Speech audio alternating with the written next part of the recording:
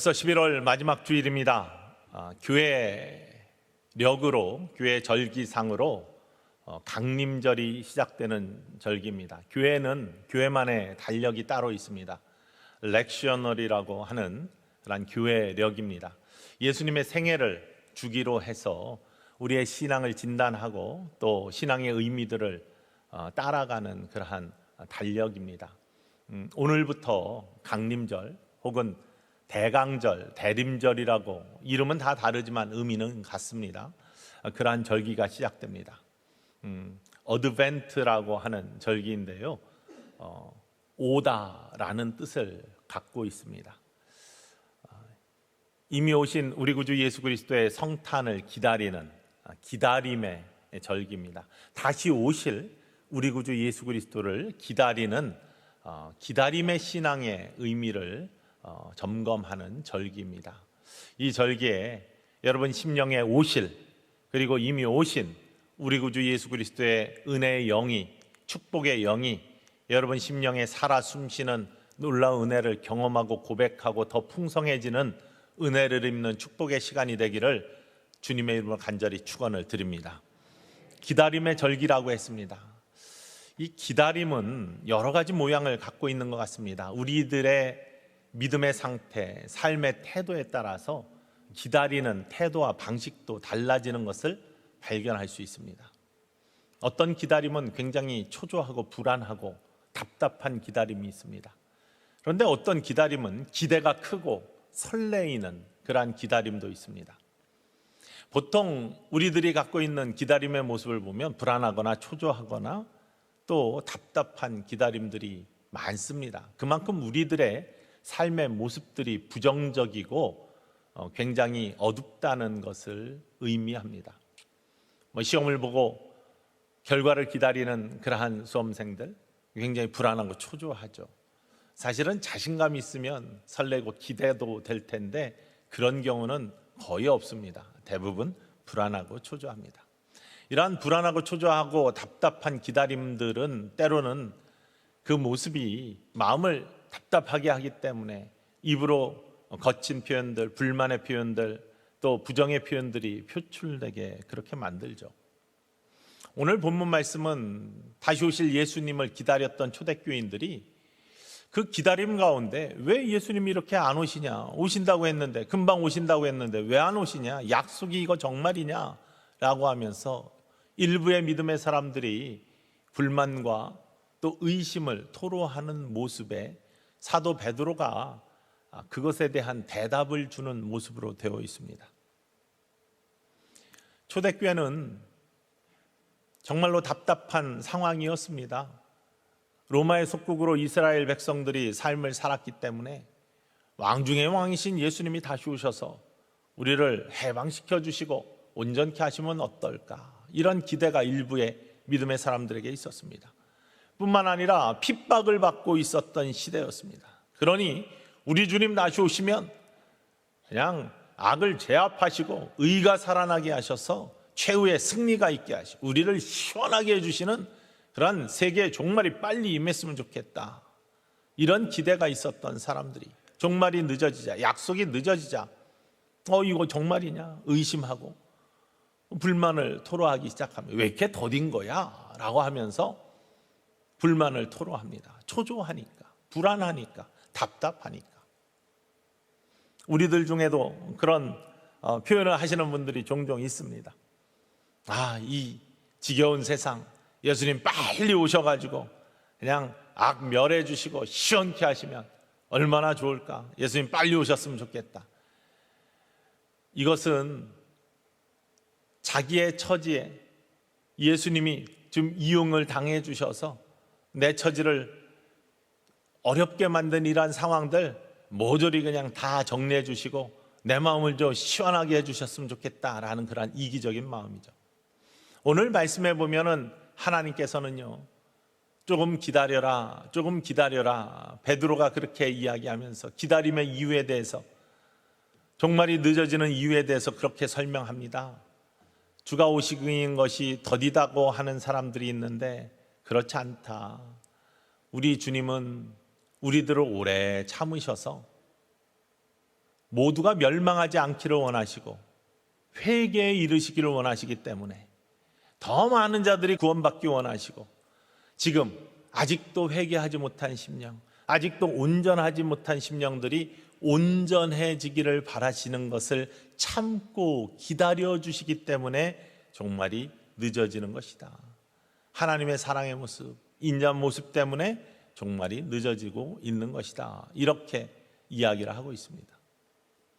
사실 우리들의 모습이, 믿는 자의 모습이, 하나님의 자녀로 부름받은 자들의 모습이 어떠한 기다림의 모습을 가져야 되는지에 대해서 분명히 고백해 주고 있습니다.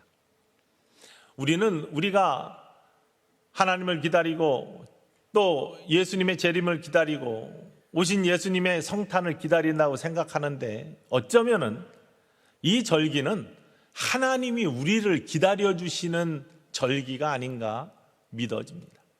하나님이 우리를 참아주시는 절기, 다시금 우리의 영이 더 온전히 회복되고 첫사랑을 회복하고 영이 풍성해지고 회개에 합당한 열매를 맺고 우리들이 하나님이 보시기에 합당한 하나님의 자녀답게 되기를 원하시는 그 마음을 우리에게 불어넣어 주시고, 그렇게 우리를 초대하고 계시고 참아 기다려주고 계시고, 또한 그렇게 되기를 원하시는 설레임을 가지고 우리를 맞이할 준비를 하고 계신 것이 하나님의 모습이고, 그 하나님께 다가가는 절기가 바로 강림절의 절기라는 사실입니다. 우리들이 초조하고 불안하고 답답하게 기다림을 가질 때는 실수가 잦고요, 삶의 태도에 불만들이 많아집니다. 그리고 그 실수는 여러 가지 문제들을 만들어낼 때가 있습니다. 저는 목회 초기에 실수를 많이 했던 그러한 목사입니다.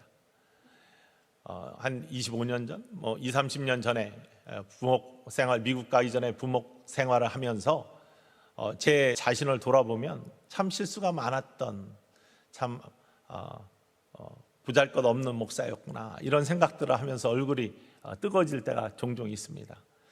저는 그 당시에 한 2년 반, 3년 동안 한 70번의 하관 예배를 집례를 했습니다. 장례가 참 많았습니다. 근데 첫 번째 하관 예배를 잊을 수가 없습니다. 얼마나 큰 실수를 했는지. 하관 예배는 그냥 준비되면 예배만 드리면 되는 줄 알았어요. 경험이 없으니까 쫄래 쫓아갔습니다. 그런데 그건 공원 묘역이 아니라 개인 묘역이었었는데요. 이게 다 동네 사람들이 이제 관을, 요즘은 다 이제 화장을 많이 하지만 예전엔 거의 다 매장을 했습니다. 그래가지고 관 다 넓게 네모 반듯하게 잘 차려놓고 이제 관을 다 내려놓고 흙 섞어가지고 판판하게 다지고 상판 습자지로 해가지고 상판 딱 놓고 해가지고 준비를 다 했습니다. 그리고 그냥 예배 드리면 되는 줄 알았더니 옆에서 전도사님이, 목사님 저 상판 열고서 예배 드리셔야죠, 그러는 거예요. 뭔지를 알아야죠, 그게. 그런데 눈치는 있어서 저 세 번째 상판을 열고서 하는 건가 보다라고 했는데, 그 상판을 여는 것이 보통 일하시는 분들이 안에 들어가서 옆으로 살짝 열어놓고 예배를 드리면 되는 거예요. 근데 일하시는 분들이 그걸 안 해놓고 다른 데로 사라지셨어요. 그냥 예배 드리는 줄 알고. 기다려도 안 오시고 찾아도 없는 것 같아. 답답한 저, 초조해진 저 어떻게 했겠습니까? 가운 입고 예배 준비 잘 하고서 위에 섰다가 무덤 속으로 뛰어들었습니다. 관 위로 펄쩍 뛰어들었습니다. 사람들이 눈이 둥그레졌습니다. 저 양반이 왜 그럴까? 가가지고 상판 세 번째 걸 제가 직접 들었습니다. 올라가려니까 굉장히 높더라고요. 그래요, 겨우겨우 흙 다 묻히면서 가운에 올라왔습니다. 올라와 보니까 상판도 들고 있더라고요. 옆에다 놓으면 되는데. 그렇게 올라와가지고 어쩔 줄 몰라 하면서 그러면서 예배를 드렸습니다. 예배를 다 드리고 다시 일하시는 분들이 도와서 상판 놓고 잘 덮은 다음에 내려오는데, 다행인 것은 그때 아마 성도님들이 뭐라고 수근수근 거렸으면 아마도 굉장히 위축이 됐을 겁니다. 아유, 우리 목사님은 패기가 있으시고 열정이 있으시네. 얼마나 감사한지. 속으로는 제가 실수한 건데, 내가 잘 몰라가지고 그렇게 한 건데, 기다리지 못하고 그냥 조급해 하다가 그냥 들어간 건데. 하긴 장례식에서 실수한 거로 따지면 제 선배 목사님은 지금은 굉장히 목회 잘하고 계신데 더한 실수를 하셨더라고요. 한 번은 그런 이야기를 해주시는데, 본인이 장례가 몇 개가 겹쳐가지고 정신없이 다니던 날에 한 장례식장에 들어가가지고 기도를 하게 되었는데, 눈을 감고 기도하다 보니 고인의 이름이 생각이 안 나더랍니다. 그래서 눈을 잠깐 떴다가 감았는데 눈앞에 이름 하나가 훅 들어와가지고 그 이름을 가지고 기도를 열심히 하셨는데, 나중에 눈 떠보니까 어떤 사람이 조화를 보내준 그 조화에 있는 이름 가지고 산 사람을 죽은 자로 하나님께 올려보내드리고, 자기는 그런 실수도 했다고. 여러분, 우리 부목사님들이 혹시 실수하시면 하나님께서 사랑하셔서 다듬어 쓰실 모양이다 라고 축복해 주시고 격려해 주시기를 바랍니다. 혼은 제가 내겠습니다. 이렇게 조급한 마음, 이런 것들이 실수를 만들고 때로는 그것들이 위기를 만들어내죠. 베드로도 그랬습니다. 기다리지 못하고 조급해 하다가 실수를 하죠. 겟세마네 동산에서 기도하다 그곳에 모여있던 제자들과 예수님을 가룟 유다가 배반하고 병정들 데리고 잡으러 옵니다. 가룟 유다가 예수님께 입맞춤을 할 때 그것이 신호가 되어서 그가 예수라는 것을 알려주고 사람들이 예수님을 잡으려고 합니다. 예수님께서 왜 능력이 없으시겠습니까? 바람, 파도, 죽은 자를 살리시는 능력의 예수님이신데 거기에서 병정들을 못 물리치겠습니까? 귀신도 물리치시는 예수님이신데, 근데 예수님이 순순히 잡히세요. 근데 기다리지 못하고 초조하고 두려운 마음에 베드로가 칼을 꺼내서 귀를 베어버립니다. 그때 예수님께서는 그 베드로의 기다리지 못하고 조급해하는 모습을 바라보시면서 누가복음 22장 51절에 이렇게 말씀하십니다. 예수께서 일러 이르시되 이것까지 참으라 하시고 그 길을 고쳐주시는 모습이 나타나고 있어요. 이것까지 참으라. 왜 이렇게 조급하니? 어떤 계획이 있는지 알지 못하면서 왜 이렇게 성급하니? 왜 참지 못하고 기다리지 못하니? 이렇게 말씀하신 거예요. 이것까지 참으라. 인내의 모습을 예수님께 선포하고 계십니다. 우리가 기도할 때 종종 이러한 성급함들이 우리에게 나타납니다. 하나님의 기도의 응답을 왜 이렇게 안 주실까? 하나님께서 빨리 응답하셨으면 좋겠는데, 내 병이 빨리 나았으면 좋겠는데, 이 문제가 빨리 해결되었으면 좋겠는데, 왜 하나님 이렇게 살아계신 하나님 내가 믿는데 왜 응답을 안 주시죠? 라고 하면서 조급해하면서 불안해하면서 기다리지 못하고 원망하거나 입으로 범죄하는 그러한 경우들이 종종 우리에게 나타날 때가 있습니다. 초대교회 성도 중에도 그런 사람들이 있었다는 겁니다. 왜 이렇게 약속이 더뎌? 이거 정말이야? 의심이 싹트기 시작하는 거예요. 믿음이 흔들리기 시작합니다. 주님께서 온다고 하셨는데 그거는 예수님의 약속뿐만 아니라 예수님이 승천한 자리에서 구름에서 천사들이 나타나서 천사가 하신 말씀인데 왜 이 말씀이 안 이루어지지? 라고 이야기하는 거예요. 사도행전 1장 11절 말씀에 예수님께서 승천하실 때 구름 가운데 올라가시는 모습 속에 천사들이 뭐라고 이야기했는지 나타나고 있습니다. 사도행전 1장 11절 말씀 읽어볼까요? 이르되 갈릴리 사람들아 어찌하여 서서 하늘을 쳐다보느냐? 너희 가운데서 하늘로 올려지시는 이 예수는 하늘로 가심을 본 그대로 오시리라 하였느니라. 하늘로 가신 본 그대로 다시 오신다고 했어요. 구름 타고 다시 오신다고 했어요. 이게 초대교회 지금도 우리가 믿고 있는 예수님이 다시 오시는 믿음입니다. 우리가 신앙 고백 조금 전에도 하지 않았습니까?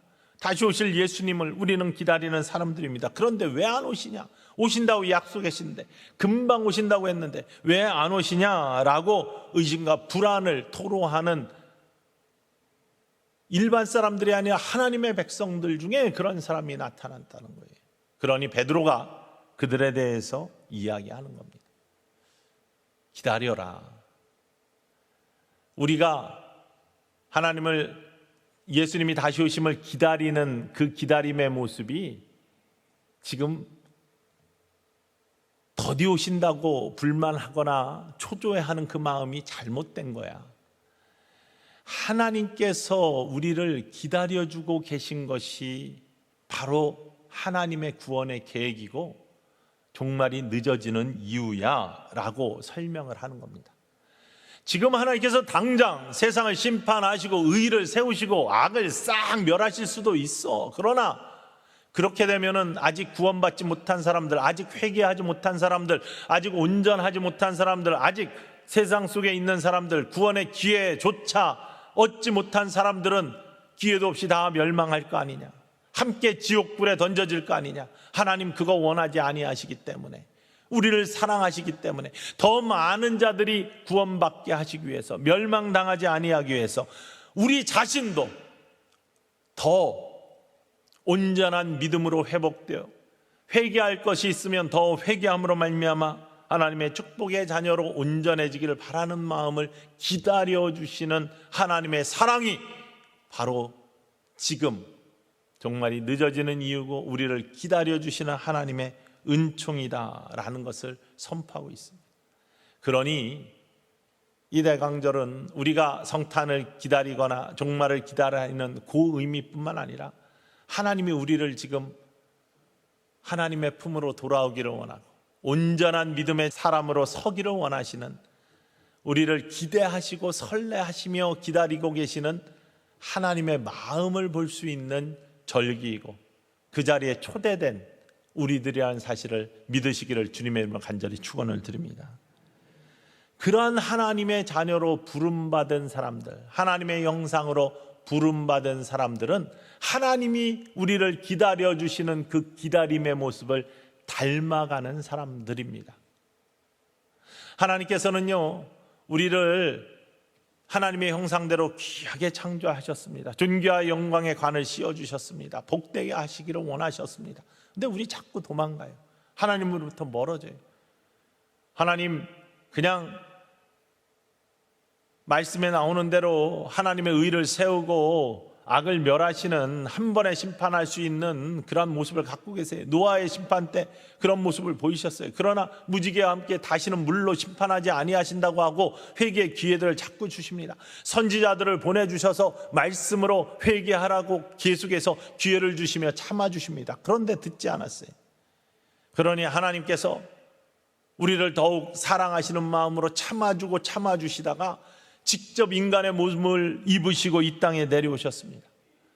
스스로 올라올 수 없는 큰 죄의 구렁텅이에 빠져서 헤매고 있는 인간들을 죄의 오물로 뒤집어 써가지고 스스로 씻을 수 없는 더러움 속에 놓여있는 우리들을 직접 이 땅에 내려오셔서 보혈의 피로, 채찍에 맞은 상처에 그 흘린 피로 우리의 오물 더러운 죄들을 씻어주셔서 정결케 하시고 그 보혈의 놀라운 은혜를 십자가의 사대를 만드셔서 우리 스스로 나올 수 없는 그 깊은 죄의 웅덩이에서 우리를 들쳐 업으시고 힘없는 우리를 들쳐 업으시고 그 보혈의 십자가의 계단을 통해서 우리를 들쳐 업고 올라오시는 예수님의 모습이 오래 참으시고 기다려주신 예수 그리스도의 이 땅에 오신 성육신의 사건이고 성탄의 사건 아닙니까?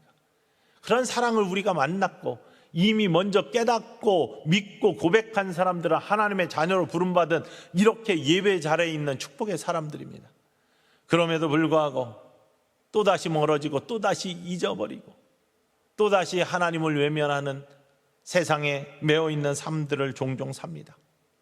아직도 세상에는 그 귀한 사랑을 깨닫지 못한 사람들이 많이 있습니다. 예수님 다시 오셔서 죄를 멸하시고 의를 세우시는 마지막 심판 때에는 기회가 없습니다. 그들은 모두 지옥불에 떨어지는 겁니다. 그래서 요한복음 1장 5절 말씀에는 예수님께서 이 땅에 오셔서 빛으로 오셔서 빛을 비춰주셨지만 세상이 깨닫지 못한 말씀을 이렇게 고백하죠. 요한복음 1장 5절 말씀 읽어볼까요? 빛이 어둠에 빛이 돼 어둠이 깨닫지 못하더라. 빛이 어둠에 비쳤는데 어둠이 깨닫지도 못했습니다. 그래도 참아주시는 겁니다. 그래도 우리에게 기회를 계속 주시기 위해서 지금도 참아주고 계시고, 그래서 성령을 선물로 보내주셔서 깨우치게 하시고 기억나게 하시고 회복되게 하시는데도 여전히 아직도 많은 사람들이 멸망 가운데 있기 때문에 하나님께서는 기회를 주시기 위해 기다려 주시는 것이죠. 그런데 그 기다림은 우리를 통해서 또 우리 자신이 하나님이 원하시는 하나님의 자녀답게 회복되기를 원하시는 기대가 있는 기다림, 하나님의 입장에선 설레임이 있는 기다림, 또 우리를 통해서 아직 깨닫지 못하고 구원의 자리로 들어오지 못한 주변의 사람들이 우리의 손을 잡고 하나님의 품으로 돌아올 수 있는 기회를 열어주시는, 여러분들이 전도의 통로가 되어서 구원의 통로가 되어서 아직도 하나님을 알지 못한 사람들을 주님의 품으로 오게 만드는 그런 일들이 벌어지는 것을 보고 싶어 하시는 하나님의 설레임, 하나님의 기대가 있는 모습이 기다려주심의 모습 속에 담겨 있다는 사실입니다. 그러면서 우리에게 늘 말씀해 주시는 거예요.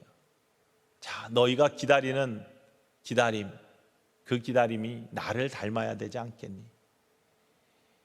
너희는 내 형상대로 지음받은 존재야.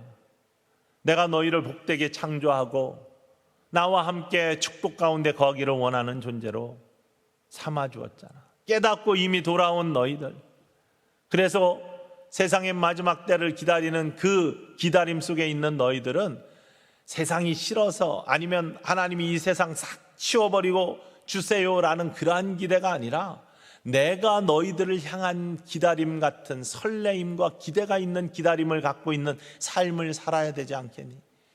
내가 너희에게 늘 말씀을 통해서 이야기하지 않겠어? 그 말씀을 저도 준비를 하면서 다시 한번 처음부터 끝까지 어떤 말씀들이 나를 기대 있게 만드는지, 설레임으로 만드는지, 내 삶의 앞에 놓여있는 하나님께서 나를 이끄시는, 그리고 하나님이 나를 초대하시는 그 기대가 무엇인지를 다시 한번 묵상하면서 기도해 보니 얼마나 귀한 음성으로 나를, 내 앞에 펼쳐질 내 삶을 기대하게 만들고 설레게 만들고 기다리게 만들지 알 수가 없었습니다. 그 말씀은 이런 거예요. 너는 내가 선택한 내 아들이야. 너는 내가 귀하게 여기는 내 자녀야. 내가 너를 지명하여 불렀고 너는 내 것이고, 내가 어디에 있든지 너와 함께하고 두려워하거나 놀라지 마. 내가 너와 함께, 세상이 어떻다고 해가지고 흔들리지 마. 내가 너의 주인이야. 너와 함께하고 있어. 세상에 어떠한 것도 너를 해하지 못해. 불 가운데로 지날 때 불이 너를 해치지 못하고, 물 가운데로 지날 때에도 물이 너를 침몰치 못하는 그러한 내 사랑하는 자녀야. 낮에 해가 너를 상하지 못하게, 밤에 달이 너를 해치지 못하게 내가 너의 그늘이 되어주고 내가 너의 힘이 되어줄 거야. 이른 비와 늦은 비로 너의 길들을 예비하고 내 앞에 어떠한 복된 일들이 펼쳐질지 기대해봐. 내가 널 이끌어가는 너의 하나님이야. 너는 너의 산성이고 너의 방패이고 구원의 뿌리고 너의 피난처이고 너의 구원자야 라고 말씀하시는 그 음성이 제 마음에 들리는데, 여러분의 심령에도 오늘 이 아침에 이 하나님의 음성이 들리기를 주님의 이름으로 간절히 축원을 드립니다. 여러분이 하나님의 형상으로 지음받고 또한 그리스도 예수의 보혈 피로 회복된 자녀로 부름받은 축복의 사람들이, 그런 사람들이 가져야 될 기다림의 태도는 다른 것이 아니라 하나님의 마음을 닮아가는 거예요. 하나님의 마음은 우리의 기대가 있고 설레임이 있는 기다림이라는 것입니다. 세상이 없어지고 망하고 이러한 불평과 불만의 마음이 아니라 한 사람이라도 더 구원받고 우리의 영혼이 더 부해지고 더 회개함으로 말미암아 멸망하지 아니하고 사랑이 담겨있고 축복이 담겨있고, 그래서 내 인생 앞에도 하나님이 약속하신 약속의 말씀들이 어떻게 펼쳐질지 기대할 수 있게 만들고 설레게 만드는 그 기다림 속에 우리를 초대하고 계시다는 사실입니다. 여러분 인생에 이러한 기다림이 있기를 주님의 이름으로 간절히 축원을 드립니다. 하나님이 예비해 놓으신 내 앞에 펼쳐질, 하나님께서 축복하실 귀한 길들이 어떻게 열려질까? 얼마 남지 않은 인생이라도, 아직 많이 남은 인생이라도, 그건 아무도 알 수 없지만 그 앞에 펼쳐질 하나님이 예비하신 축복, 내가 너와 함께, 내가 너를 구속하여 지명하여 불렀어, 내가 너에게 힘을 주고 능력을 주고 해하지 못하게 하고 구름 기둥과 불 기둥이 되어주고 광야의 삶 같은 험한 삶 속에서도 너를 지키시는 여호와 하나님의 영이 너의 주인이고 너를 다스리고 있고, 너를 다스리니 하나님의 백성 아니야. 하나님이 주인이시니 너는 하나님의 자녀이고 하나님 나라의 백성 아니야. 그러니 그것을 믿고 기다리는 인생, 설레임을 가지고 기다리는 인생, 기대를 가지고 내 앞에 펼쳐질 하나님의 축복을 기대하는 인생이 되는 것이 나의 마음을 닮아가는 하나님의 백성의 모습이라는 것을 이 아침에 여러분 영의 귀로 마음으로 들으실 수 있기를 주님의 이름으로 간절히 축원을 드립니다. 그것이 하나님을 닮아가는 축복의 백성이고요, 기다림을 이루어가는 대강절개, 강림절개, 그 기다림을, 하나님의 기다림을 이어가는, 닮아가는 축복의 사람의 모습입니다. 이번 주간에 남부연회에서, 우리 연회에서 기도학교 세미나가 있었습니다. 저는 시간이 없어서 등록은 못했는데 인사할 겸 또 어떤 모습인지 해서 잠시 방문을 했다가 좋은 강의가 있다고 해서 붙들렸습니다. 그래서 저녁 강의에 이제 들어가서 강의를 들었습니다. 서울에 내려오신 목사님이 강의를 하시는데 참 은혜를 많이 받았어요. 근데 그 강의 속에서 특별히 벤 후퍼라는 그러한 인물을 한 사람을 소개하더라고요. 말씀이 마음에 와 닿아서 집에 가가지고 또 그분의 자서전, 또 영상, 또 책, 또 사연들을 찾아보았습니다. 다시 한번 또 얼마나 큰 감동을 주시는지 알 수 없어요. 기다림에 대해서 설교를 준비하면서 이분의 인생에 그 앞에 하나님이 인도하시는 기다림에 쫓아갔던 그 모습이 얼마나 귀한지를 다시 한번 확인하면서 나누고 싶어졌습니다. 미국의 테네시주의 한 작은 마을에 아이가 한 명 태어났습니다. 이름을 벤 후퍼라고 지었습니다. 근데 이 벤 후퍼는 아빠가 누군지를 몰라요. 그러니까 엄마의 그런 삶이 좋지 않았기 때문에 아빠가 누군지 모르고 태어났습니다. 그래서 자라났어요, 엄마에. 근데 엄마가 잘 돌보지도 않고 이리저리 떠돌아다니면서 엄마와 함께 있기는 있지만 그렇게 자랐습니다. 근데 자라나면서 늘 그의 마음은 어두웠죠. 왜냐하면 나가면 작은 마을이에요. 테네시 보수적인 놈. 그러니 나가면은 늘 사람들이 수근수근거립니다. 저는 아버지도 누군지 모르는, 쟤는 이러면서 수근거리고 보는 눈초리가 심상치가 않습니다. 아이도 느끼는 거죠. 그러니까 밖에 나가기도 싫어요. 어떤 세상에 대한 기대도 없어요. 인생에 대한 어떤 기다림도 없어요. 학교에 가는 것도, 교회 가는 것도 다 기다려지지도 않고 또 기대도 없어지는 거죠. 늘 침울하게 그래도 왔다 갔다 하면서 지냈습니다. 근데 그 마을에 교회 목사님이 새로 오셨어요. 새로 오신 목사님이 아주 열정적으로 설교를 하신다는 말씀을 듣고 이 엄마가 한번 교회 가보자 하면서 애를 데리고 교회를 갔습니다.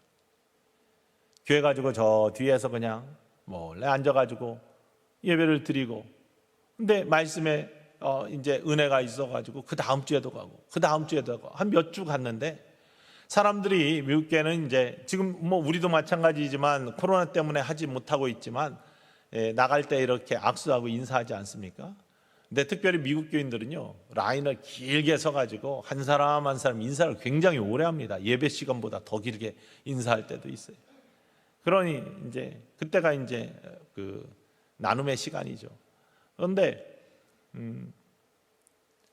그러한 가운데 이 벤 후퍼도 목사님 한번 보고 싶다 이런 마음이 들어서 엄마를 졸라서 라인에 섰어요. 몇 주가 지난 다음에 자기의 차례가 왔습니다. 목사님이 신기하고 또 교회 계속 오게 만들었으니까 좋잖아요.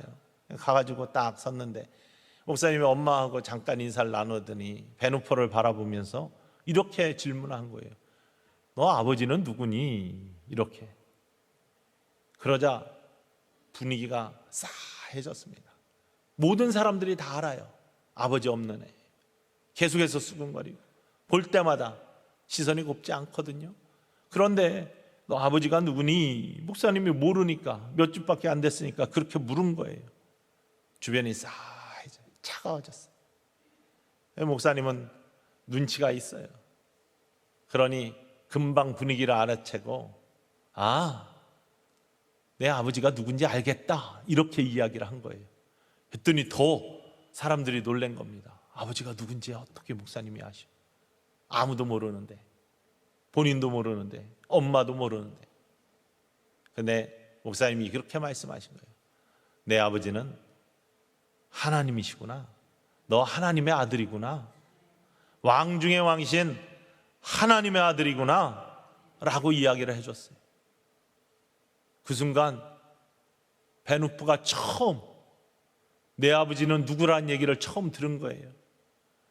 아무도 한 번도 아버지 이야기를 하지 않았는데 내 아버지는 하나님이시구나 라는 그 음성이 그 가슴을 치고 열어줬던 거예요.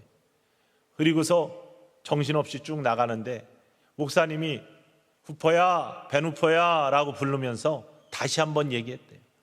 너 하나님의 아들이야. 하나님의 아들답게 살아. 하나님의 아들답게 살아. 이렇게 말씀해 주셨는데 그것이 그의 인생을 바꾸어 놓았던 거예요. 나중에 그는 테네시주의 주지사를 합니다. 굉장히 유명한 사람이 되었고 그의 자서전도 나왔는데요. 자서전 앞에 그렇게 써 있습니다. 너는 하나님의 아들이야. 하나님의 아들답게 살아. 이 말을 듣는 순간 테네시주의 주지자의 나의 삶이 시작되었다. 테네시주의 주지자의 삶, 내 앞에 어떠한 인생을 내 아버지이신 하나님께서 펼쳐놓으실지 기대가 생긴 거예요. 그 전까지는 기대가 없었던 사람입니다. 그저 암울했던, 아무것도 설렘이 없었던 그의 인생에 하나님이 아버지가 되어주시고 하나님이 주인이 되어주시고 그의 영이 깨어났을 때 그는 기대가 있는, 기다림이 있는, 내 앞에 펼쳐질 하나님이 어떤 모습으로 내 인생을 이끄실지에 대한 기대가 있고 기다림이 있는 삶으로 바뀌었다는 겁니다. 여러분의 인생도 하나님이 펼쳐놓으실 기대가 있고 기다림이 있는 삶이 되기를 주님의 이름으로 간절히 축원을 드립니다. 하나님이 주인 되어주셔서, 하나님이 우리의 주인 되어주셔서 나를 이끄시고 다스리시는 인생이 되면, 그래서 내가 하나님의 자녀로, 하나님의 아들로, 하나님의 딸로 내 자신이 고백되어지고 또 하나님을 바라보면 이 성탄의 절기에 특별히 우리가 성탄의 기쁨을 기다리는 그것으로 끝나는 것이 아니라 하나님이 조금이라도 우리의 영이 자라나고 조금이라도 우리가 온전해지고 조금이라도 우리가 회개하여서 하나님의 온전한 형상으로 거듭나는 아름다움이 있는 인생과 삶이 되기를 바라시는 그 기대, 그 설렘, 또한 아직도 믿지 못하는 우리의 가정과 또한 주변의 사람들을 이끌고 주님의 품으로 나올 수 있는 그 손이 되기를 원하시는 간절한 바람과 설렘이 있는 그 기대, 그 기대 때문에 종말을 늦추시면서 우리를 기다려주시는 하나님을 본받는 삶으로 우리도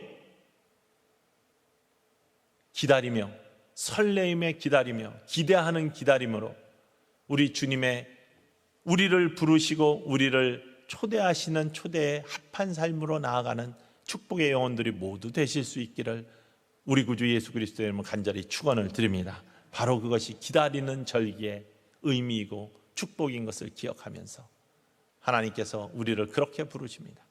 내 인생 앞에 내가 어떠한 축복을 놓았는지 기대하면서 설레이면서 기다려봐라.